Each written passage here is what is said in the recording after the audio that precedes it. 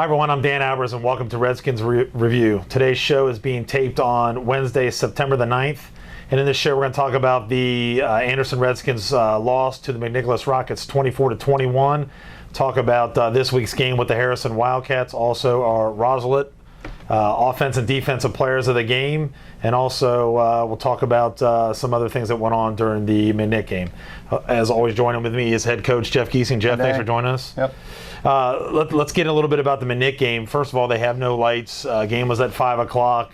Almost got about a quarter in, and then all of a sudden the weather just broke, and all heck broke loose. Yeah, I made the comment beforehand. I'm glad we were playing at 5 because I figured the weather would come in later, and it didn't.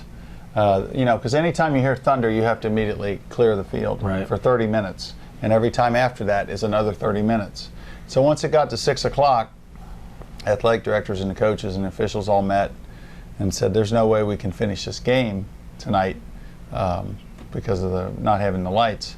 And as it turned out, we weren't going to be able to play anyway. I mean, that was a heck of a storm that came through there, a lot of lightning and everything else. So then we had to figure out, okay, what time we're going to play the next day. And I wanted to play early in the morning, and so did Mike, Coach Orlando at Mcnick, just because you never know if you wait again what'll happen the next evening, because this time of the year when it's hot and it heats up during the day, you get those storms at night. So we had the 10 o'clock start, and we came back on Friday and made our plans to get ready for that. Is that, you guys came back obviously on Saturday, played Saturday morning at 10 o'clock. Is that a hard thing for the kids and the coaches that then it kind of changes your schedule and what's going on? It changes when they have to eat. We told them get out of bed by 7 o'clock, get some breakfast in them, and that kind of thing. And I guess you don't have as much control over the situation when it's like that, and you have to kind of adapt on the fly. So we came back Friday and kind of figured some of that stuff out, let everybody know you got to communicate to all the parents. And then we had to arrange transportation, and we didn't have any bus drivers. Oh, wow. And so we ended up having to pay for buses. Luckily, Mike Overby, our new principal, knows some guy that owns a bus company. So they came through for us, so we had the buses. And, there's all those little logistical things you got to take care of.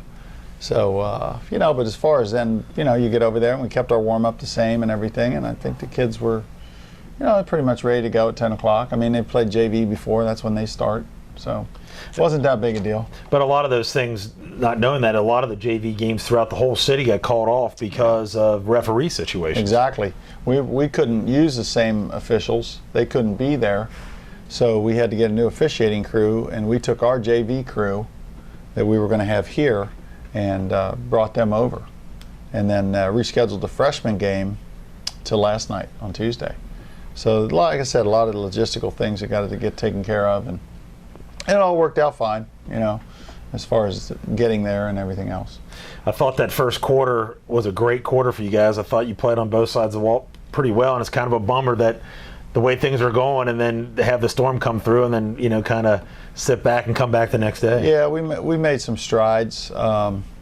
We felt like offensively in the first half and defensively, and then I think special teams is still hurting us with field position, and that was both of their scores in the first half were off of poor kickoff coverage. And so that hurt us. But, yeah, we felt like we made some strides and some kids made some plays. And we were able to run the football finally and do some things offensively in the first half. I thought that Blake White was just an absolute monster. I thought he played very, very well, and they had a really tough time containing him because he was even coming on that backside and making a lot of pressure. Well, Blake's our defensive player of the game. I mean, he scored ridiculously high for a D lineman and just made great play after great play. And he's just an inspirational leader with how hard he plays. And, he's one of our captains, and he's just going to finish his third year as a starter here. Yep. The last of the White brothers. Another one of those families we've had. Like the Norwells and the Whites. The Norwells and the Carrells, and now we're getting the last of the Whites coming through. And their parents, Mike and Denise do so much for our program as well. So they'll certainly be missed as a player, but also as a person and as a family. But Blake just played great, played tremendous. He was very physical, great technique and hits a couple big hits for us. He really did. So defensively, how do you think, you always try to compare as you go on through the season, but from week 1 to week 2, do you think your defense improved from week 1 to week 2? I think we did in a regard. We were a little more consistent in the run game, our run fits and stopping the run. Mcnick still hurt us some with some of it, but we did pretty well with that.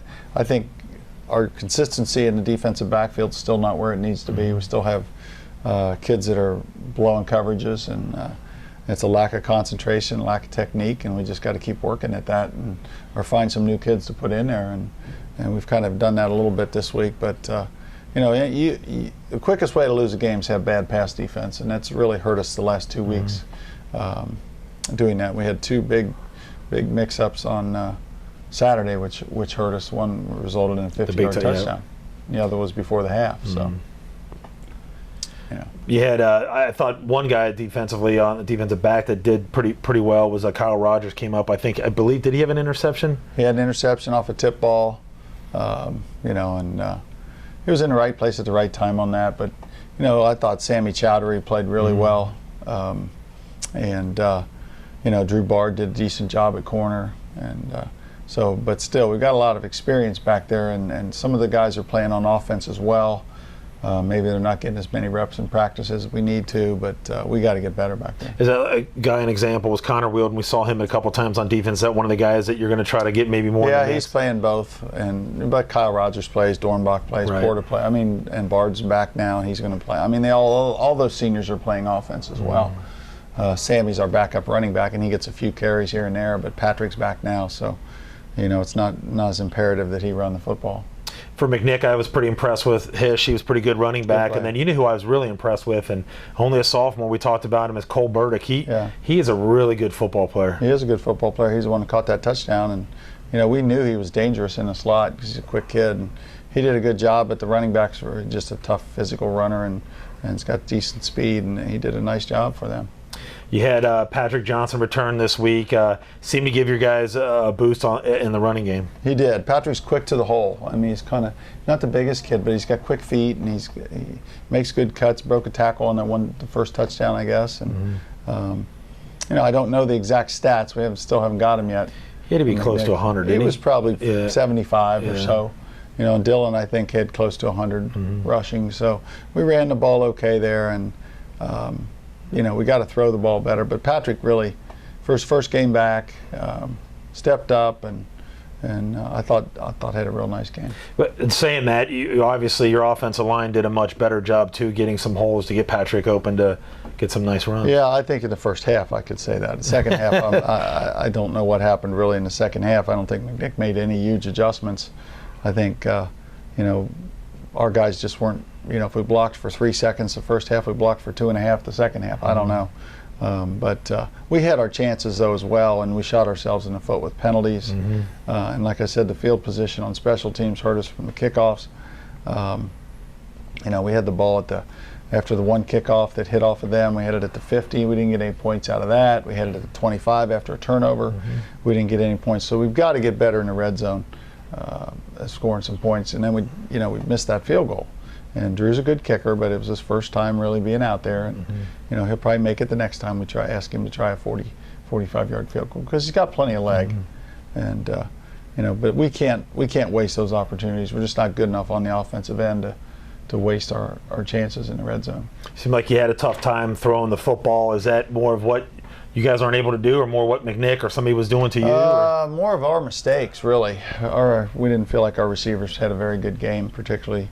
And made some mistakes they shouldn't have made, but we've just got to keep working at it and try to get better at it. Mcnick had a nice, they played a lot of cover too, and their corners did a good job technique-wise, dropping in that hole, and got a one pick off of that, and the safety got one. So, we just got to do a better job of getting ourselves open and putting the ball there.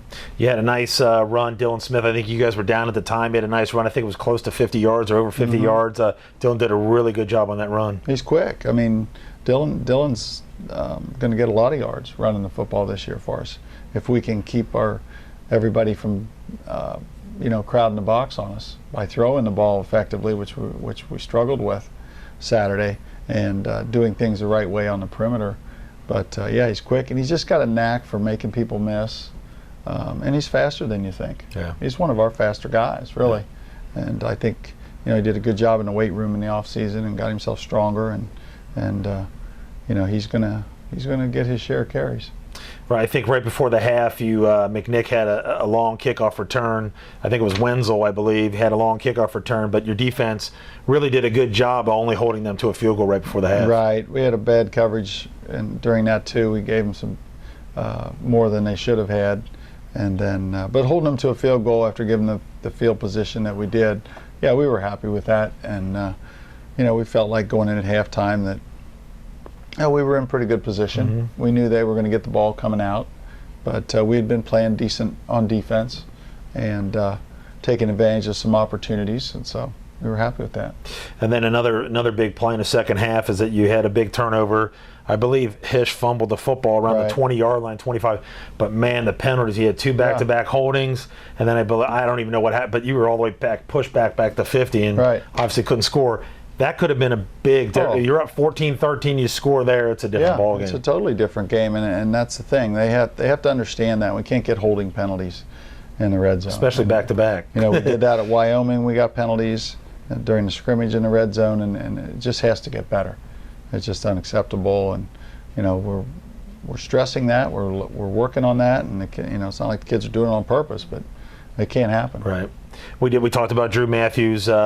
He did miss that field goal early, like you said, but it really looks like he's got a strong foot. We haven't been able to really tell on kickoffs. I mean, how do you think he's doing so far for his first varsity experience as a kicker? Oh, he's doing fine. He's doing fine. We still need to work on our kickoffs, getting it him kicking it where we'd like him to kick it, but our coverage has to improve as well. And he'll be fine on field goals. And eventually, I mean, to go in to try your first field goal 43 yards or whatever, that's tough. Exactly. Yeah. And he had plenty of leg. He just pulled it a little bit. Well, he had a nice one on the kickoff. I'm sure you guys planned that where he booted off the guy. Right off the guy. We'll take that every time. Yes. But he did a good job. So let's get into our Roosevelt financial offense and defense and special teams players of the game. I know defensively you said it was going to be Blake White. Yeah, Blake White, and he, if he plays like that every week, he'll win it every week. Right. Because he plays harder than everybody else, and he makes more plays than everybody else. He just had a great game. Offensively, it was Dylan Smith. Held us together, even though we weren't throwing the ball well. He was able to run the football, and had a decent game that way. And then special teams, Sammy Chowdhury recovered the fumble off the kickoff. Sammy's just a tough kid, plays really, really hard. And he's getting better. He's only a junior. He's getting better every week. Obviously, I don't think your JV played. Freshman did. I believe that they won 21-0. Freshman won 21-0 last night. Played real well, and that was good. They got a good group. There are 25, 26 of them, but they play well as a group, and they're excited, and so that's good. Have they had success down at the lower level? I'm not real familiar. Yeah, they were a decent team last year's 8th graders. They were probably like 6-2 and stuff like that. So they're used to winning. And they did a good job. Let's talk about this week. We travel to Harrison. Really good team. They lost last week to Oak Hills. We've always had great games with them. I believe that they've lost 2 games by a total of 3 points. Yeah. But always a classic game with Harrison. And I think a couple years ago we had that unbelievable finish with Kyle Rogers. Kevin. Kevin intercepted the ball. So yeah, just talk a little bit about Harrison. Well, they're typical Harrison. They're a big physical lineman, a really tough, hard-nosed running back. They took their great receiver and made him the quarterback so he can run. And he's a decent enough passer. So they're explosive on offense and not real complicated. Run a lot of inside zone and run some zone read stuff and throw the routes they've always thrown. They're just really good at what they do. And like you said, they lost a couple tough games. They could easily be 2-0. They had Oak Hills down by I think 2 touchdowns. Really? And let them come back and kick that field goal at the end to beat them. And then they lost to a tough East Central team. They lost by I think it was 1 point. And that's a big rivalry for them out there. They're only about 6-7 miles apart. So, they're definitely a challenge. Their offense is really good, I think. Defensively, they're just solid. There's nobody that makes every play for them. They just play well as a team. do a lot of good things, and special teams are, again, it's just it's a solid program. Kent does a good job, and they're very fundamental, and like I said, this is a good group for them coming through with some big, strong kids. They got a lot of good size. So, we've been practicing on the grass the last 2 days to prepare for that. And, I like playing out at Harrison. I just think it's a good high school atmosphere, and, it's a little bit of a bus ride to get out there, but they always treat us well. It's a class act out there, and it really is. I don't have any problem with them. Yeah, you said that they moved. I think it was Hogue was the wide receiver. He was a pretty good wide receiver, Yes. and they moved into running back to quarterback. Is just more of an athlete type guy. I mean, Right. can he One of their throw best. the ball? He can throw. Yeah, He can throw, but he's one of their better athletes. So, they'd had such success with Jake Weber at quarterback Absolutely, last year, being a hard-nosed runner and could throw. But he was a 3-year starter too, and Hogue's just kind of growing into it. But he's going to get better and better every week. and they got a running back. I believe his name is Anderson. Is his last name? In last 2 weeks, he's rushed for over 100 yards. So, kind of going to have your hands full with those two Yeah, guys. he runs really hard, really hard. So, we've got to be good, really good tacklers. Especially if he gets to the second level, we got to be able to tackle in the secondary. So on offense, they run. You said more. Is it more? Yeah, they're in the spread. They don't use the tight end very much, similar to what Mcnick did. A lot of 3x1, 2x2 sets. Run a lot of inside zone. So, and throw the ball out in the flats. Take a shot deep every now and then. And defensively, kind of Defensively, they're an even front. It's kind of hard to say. Oak Hills throws the ball so much. They were kind of in their nickel defense a lot. East Central lines up in a lot of power sets, so it's hard to tell exactly what we're going to get. But they're, like I said, they'll be fundamental. keys the game, but you think we'll? Well, we can't lose yards in special teams like we have. We have to take care of that and not give up field position with poor special teams is one thing. It's hard to play defense when you're giving the ball to people at the 50-yard line all the time. So we got to get better at that. I think offensively we have to be consistent throwing the football. Our receivers have to play better than they did last week, and we've got to get off of some coverage and make some catches. Along with trying to keep mixing in our running game, which took some steps forward last week. And then I think defensively, it's all about handling their running game and being physical enough to get off the field and not let them march down the field for 10, 12 play drives and eat up the clock and things like that. So that's certainly a challenge. Let's talk a little bit. Some great news that we had over the weekend. Another Anderson Redskin made another NFL roster, and Greg Manns, and it's got to be awesome. I think it's great just to see that we've got two. Never had guys in the NFL before, and we've got two now. How rewarding is that for you as a coach? That you coach both these guys. Yeah, we coached them and so forth, and maybe we helped them a little bit, but they went on and took advantage of their opportunities. And I told them both that. Andrew went to Ohio State and just took total advantage of everything that was available to him there. Greg did the same thing in Toledo, really grew as people and matured into Greg felt like he was in a good position to make it with the Texans. He felt like he was at least on the practice squad, and then when he got the call Saturday, he was really, really happy. I actually talked to his mother about it on Sunday. I ran into her and we chatted a little bit about it. And I think Greg's strength is his versatility. He can play center, he can play guard, and he's really intelligent. He knows everything that's going on. I mean, Greg would talk about how he would get 40 pages of installs every night that he had to learn for the next day. Oh, wow. And, if you've been watching Hard Knocks at all on the HBO about the Texans, some of the reasons why guys get cut is they just can't pick it up, make mistakes mentally. And Greg will never do that for sure. And he's 300 pounds and he's only going to get stronger just like Andrew is. And so right now it's just very rewarding to have those two guys, but I'm just very proud of the people they are and the people they've become and how they've taken advantage of what was available to them. How about these two guys, both undrafted, and they go in and they kind of get to pick a team they want to go to and a chance, and they both make the team. And they were smart about who they went with. Right. And I think Greg would have been drafted, but he had the shoulder problem that he got hurt in the Senior Bowl. So I think he would have been a third, fourth round draft choice. And I think the Texans always did like him. I think he's Bill O'Brien's kind of guy. I was just being getting a ready to say that. Because I was reading something about him where they said that they liked his versatility and how smart he was, and that helped him out right there big time. Oh, for sure. And Andrew, people just missed the boat on him. Absolutely. They felt like, he wasn't strong enough because he wasn't lifting. Well, he went to the combine, and I think he had a bit of a shoulder injury, so he didn't want to tell anybody about it, and so he didn't bench press as well. I mean, so that's the numbers game of how much do you bench press and how fast do you run. It doesn't measure their heart and their toughness and their tenacity, which both of those guys are off the charts with. Absolutely. Well, one thing we did forget to talk about, we had a player that got hurt, and it was Stanley Howard. Stanley Howard. How's he doing? And give me some of your injury updates on. He's fine. Stanley's fine. He hasn't practiced all week, but I think he'll be back next week. It was precautionary. He was never, I think, at a point where he had lost feeling or anything. What was it? His neck? Yeah. He had some, he got a bad case of whiplash, really. He's a young sophomore, and Mcnick's got some good offensive linemen, and he went back, hit his head. That happens, but he was wearing a collar for a couple days. He's out of that now. Good. So I think he's going to be fine.